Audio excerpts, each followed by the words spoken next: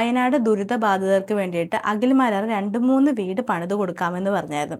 അപ്പം അതിനെ സംബന്ധിച്ച് ഒരു ആങ്കർ അഖിൽമാരാരോട് ചോദിക്കുന്ന ഒരു ചോദ്യമാണ്. ഒന്ന് കേട്ട് നോക്കൂ. വയനാട് 2 വീട് വെച്ച് കൊടുക്കുമെന്ന് പറഞ്ഞിട്ട് എന്തായി? കടന്ന് തള്ളുന്നുണ്ടോ? ഞാൻ ഒരു കമന്റ് മാത്രമാണ് കണ്ടത്.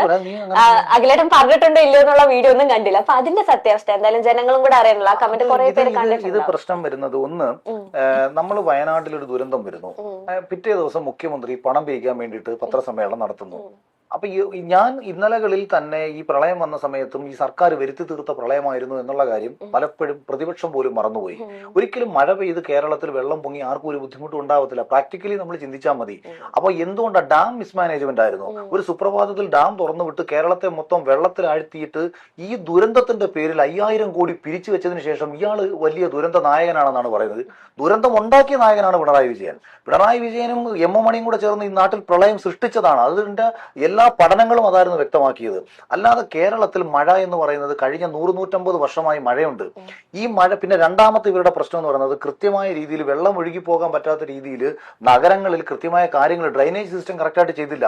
അപ്പൊ ഈ പ്രളയം സർക്കാർ സൃഷ്ടിച്ച പ്രളയമാണ്.